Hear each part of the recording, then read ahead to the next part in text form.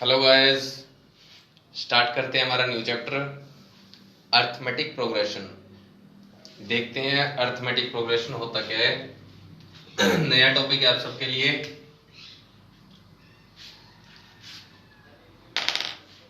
मान लीजिए कोई सीरीज दे रखी है 2 4 6 8 एंड सो ऑन।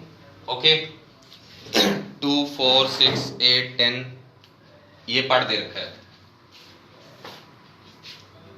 एपी की पहचान क्या होती है? इसको एपी बोलते हैं हम, अर्थमेटिक प्रोग्रेशन को एपी। एपी की पहचान क्या होती है कि अगर हर जगह डिफरेंस सेम हो, अगर हर जगह डिफरेंस सेम हो तो वो क्या कहलाएगी? एपी। पता कैसे लगाएंगे?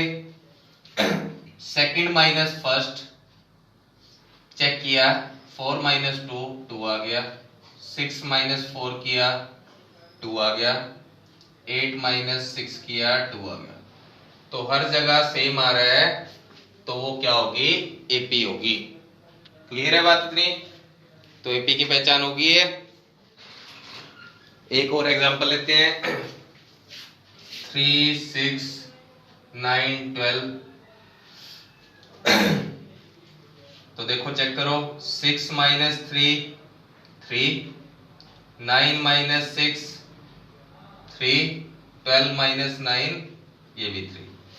तो हर जगह समान आ रहा है, इक्वल आ रही है वैल्यू, तो वो क्या होगी? एपी होगी। ठीक है, अब नेक्स्ट एग्जांपल लेते हैं।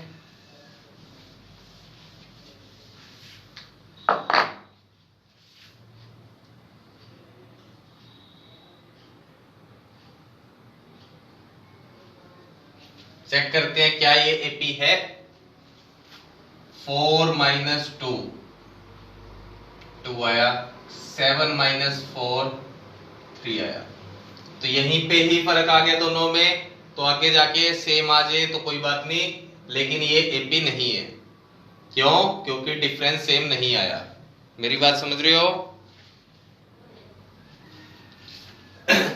अब आगे बात समझते हैं। एक एपी ले लेते हैं हम, 2 4 6 8। देखें, जो फर्स्ट टर्म होती है सबसे पहले जो दिया होता है उसको हम लिखते हैं ए। जो सबसे पहले नंबर पे होता है एपी के अंदर, इसको बोलते हैं फर्स्ट टर्म। हिंदी में लिखते हैं प्रथम पद। ठीक है बात? नेक्स्ट, जो उनका डिफरेंस आता है, जैसे हमने चेक किया 4 माइनस 2 2 आया, 6 माइनस 4 किया ये भी 2 आया, 8 माइनस 6 किया ये भी 2 आया। अगर डिफरेंस हर जगह सेम होता है तो वो एपी होती है, और जो वैल्यू होती है वो होता है डिफरेंस। इसको लिखते हैं डी और कॉमन डिफरेंस, सार्व अंतर हिंदी में। ठीक है जी, दो बातें पता चल गई है आपको। एक तो हमने पता किया ए क्या होता है। ए क्या होता है? सबसे पहले जो दिया है। देखिए बहुत इजी चैप्टर है, आसानी से समझ आएगा आपको, बस आपको साथ साथ प्रैक्टिस करते चलना है। सबसे पहले जो दिया है वो क्या है? ए। फिर उसके बाद जो डिफरेंस आया उसको लिखते हैं हम डी। तो वो क्वेश्चन क्या पूछेंगे? वो क्वेश्चन पूछेंगे फाइंड ए, फाइंड डी। ए की वैल्यू क्या है? 2। डी की वैल्यू कितनी आई थी? ये भी 2 आई थी। फिर एक क्वेश्चन क्या आ सकता है? Find fifth term of this AP. ये कितनी टर्म है? 4। फिफ्थ क्या आएगी? ए फिफ्थ, ऐसे लिखेंगे उसको। कुछ बच्चे गलती से ऐसे लिख देते हैं A5, नहीं, दिस इज रॉन्ग, ये नहीं, यहां पे आएगा। ओके, तो A5 क्या आएगा? A4 plus D. मेरी बात समझ रहे हो? A4 क्या है? लास्ट टर्म 8, उसमें डी ऐड कर दो। डी की वैल्यू 2 थी तो 10 आ गया। A6 मान लीजिए निकालना है, तो A6 क्या आएगा? A5 plus D। A5 कितना आया हमारा 10 प्लस 2 12। ठीक है जी। वैसे भी इस एपी में तो आप वैसे ही पता लगा सकते हो क्या आएगा 10 12 14। ठीक है ना। ये तो दो की टेबल चल रही है, लेकिन कुछ एपी तो ऐसी होंगी जिनमें आप डायरेक्ट कंक्लूजन नहीं निकाल सकते। मेरी बात समझ गए? तो एक्सरसाइज स्टार्ट करते हैं हम। फर्स्ट एक्सरसाइज में तो हमारा इतना ही पार्ट पूछा है। ए निकालना है, डी निकालना है। फॉर्मूला एक बार बता देता हूं डी निकालने का।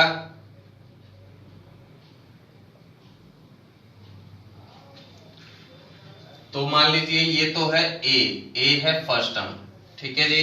तो डी क्या आएगा? अगर ये बोल दिया कि ये एपी है, ये एपी है ये बोल दिया है, तो क्या आएगा T2 माइनस T1। ठीक है जी। तो डी आता है, तो 6 माइनस 3 3।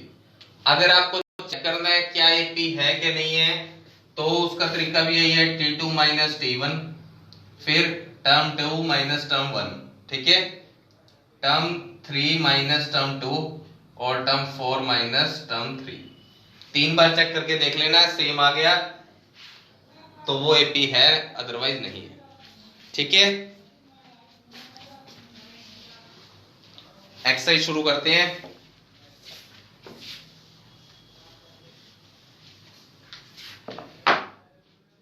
क्वेश्चन नंबर 2 से स्टार्ट करेंगे।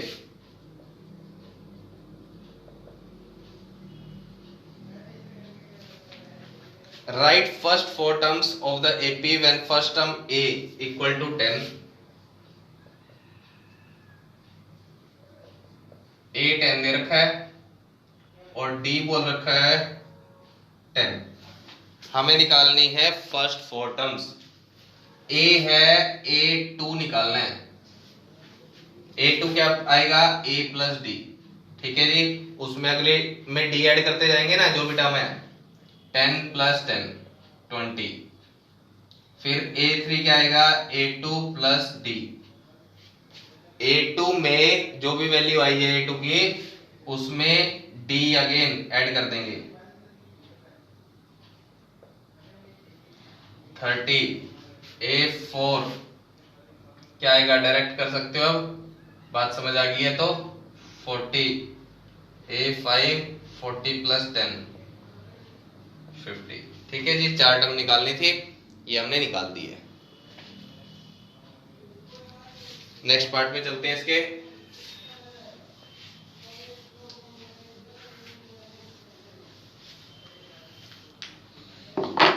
सेकंड पार्ट है, सेकंड पार्ट ज्यादा इजी है, थर्ड पार्ट करवा रहा हूं।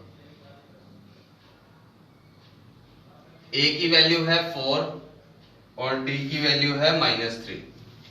ठीक है जी। फर्स्ट 4 टर्म्स निकालनी है। पहली तो आ गई है, A2 निकालनी है। A2 का मतलब A की वैल्यू में D की वैल्यू ऐड कर देंगे। A4 -3।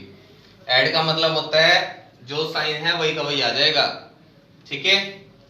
तो 4 - 3 1 आ गया। A2 की वैल्यू 1 आ गई।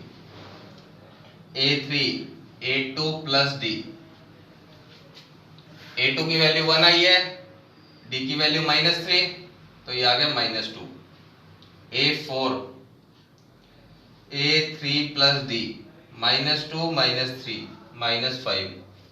A5 -5 -3 -8। ठीक है जी। मेरी बात समझ गए? इस तरीके से आपको फर्स्ट क्वेश्चन करना है। ठीक है।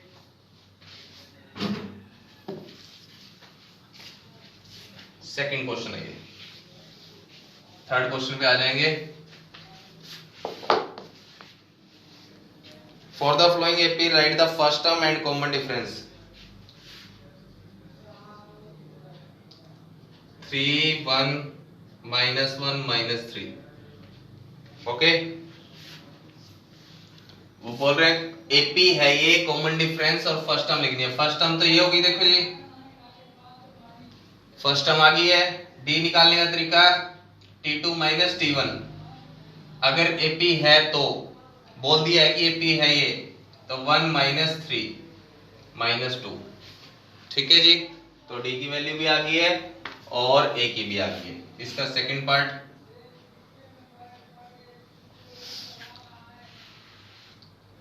फ्रैक्शन का करके दिखा रहा हूं। एक थर्ड पार्ट है 1/3, 5/3, 9/3 और 13/3।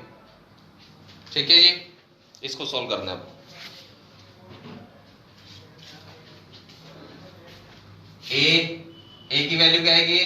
First term, D second minus first, 5/3 minus 1/3। जब डेनोमिनेटर सेम होता है तो कैसे सॉल्व करते हैं? तो सीधा न्यूमरेटर को ही सब्ट्रैक्ट या ऐड जो भी साइन है वो कर देते हैं सॉल्व। तो 4/3 ये आपकी वैल्यू आ गई है। ठीक है जी, ये हो गया आपका थर्ड क्वेश्चन। फोर्थ क्वेश्चन पे आ जाएंगे।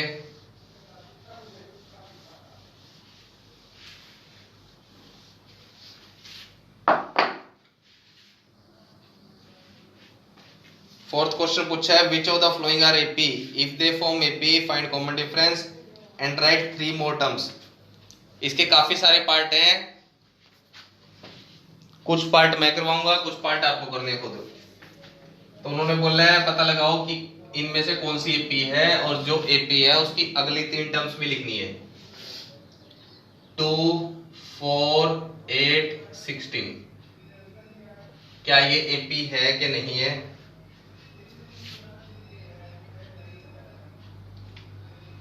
2 5/2, 3 7/2। ओके, दो पार्ट है ये। चेक करो जी, अगर डिफरेंस सेम आता है तो एपी होगी। ओके जी, तो 4 -2, 2 आ गया। अभी हम डी नहीं लिख सकते इसको। क्यों नहीं लिख सकते डी? क्योंकि हमें पता ही नहीं है क्या एपी है कि नहीं। तो आपको डायरेक्ट ऐसे ही करना है, 4 - 2, 8 - 4, 4। तो सेम नहीं आया ना, तो no, this is not an AP. Next 5/2 -2, क्या आएगा? 2 2 जा 4, 5 - 4। ऐसे लेते हैं ना एलसीएम। 1 आया, 1 5 जा 5 और 2 2 जा 4, 1/2। Next 3 - 5/2, this minus this, 2 LCM, 2 3 जा 6, 6 - 5। सेम आ रहे हैं जी, अगले पे भी करोगे सेम आएगा ये। ओके, तो अब उन्होंने बोला था अगर वो एपी है तो क्या करना है? नेक्स्ट 3 टर्म्स निकालनी है। तो 3 टर्म्स निकालने का तरीका, 4 तो इधर रखी है, पांचवी क्या आएगी? 7/2 प्लस डी। ठीक है जी, यहां लिख लोगे डी की वैल्यू 1/2। कितना आ जाएगा? 8/2, 4, a 6, 4 प्लस 1/2, 4 2 जा 8, 1 9/2, a 7, 9/2 प्लस 1/2, 10/2, 5। ठीक है जी, इस तरीके से करना है आपको। बात समझ आ रही है?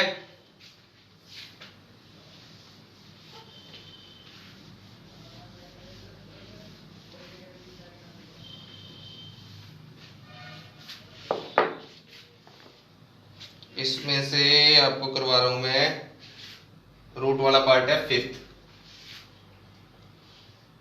फोर्थ का fifth part. 3 plus √2, 3 plus 2 √2, 3 plus 3 √2 and so on. Okay जी, सेम वही प्रोसेस है। पहले डी चेक करना है क्या सेम आता है हर जगह। तो 3 प्लस √2 -3, 3 से 3 कैंसिल हो गया, √2 बचा। नेक्स्ट 3 प्लस 2 √2 -3 माइनस √2, माइनस अंदर जा रहा है तो प्लस का माइनस हो जाएगा। ओके, 3 से 3 कैंसिल, 2 √2 में से √2 गए तो √2 ही बचेगा। मेरी बात समझ गए? तो यानी कि डी सेम आ रहा है, तो d = √2। Yes, this is an AP. होगी इतनी बात क्लियर? अगली बात, इससे अगली टर्म्स लिखनी है। देखो √2, 2√2, 3√2, अगला आएगा 4√2, 3 प्लस A5,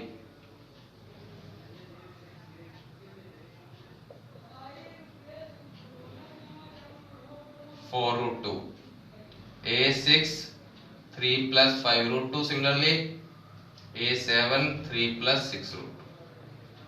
ठीक है जी, इसमें बच्चे कंफ्यूज होते हैं तो ये मैंने करवा दिया। एक क्वेश्चन और देख लेते हैं कोई। क्वेश्चन नंबर 12th पार्ट है इसी का।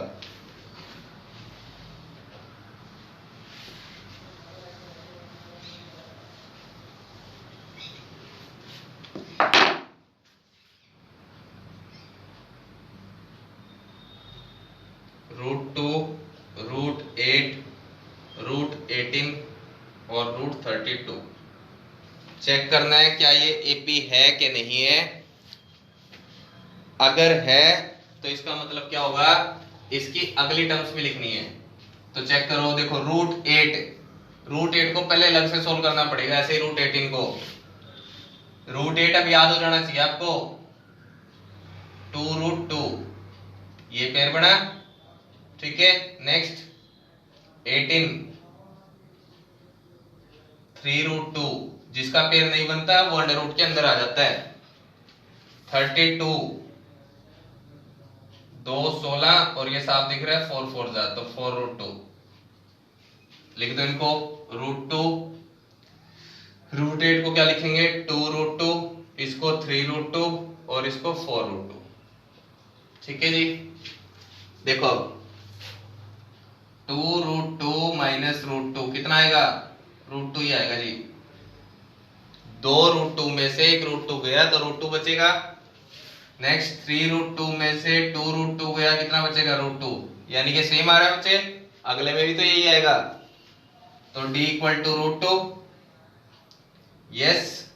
नेक्स्ट टर्म क्या आएगी, नेक्स्ट टर्म आएगी A5, 4√2 प्लस √2, 5√2। क्या क्वेश्चन इस फॉर्म में था, क्वेश्चन इस फॉर्म में नहीं था, इसी फॉर्म में देना पड़ेगा आंसर आपको।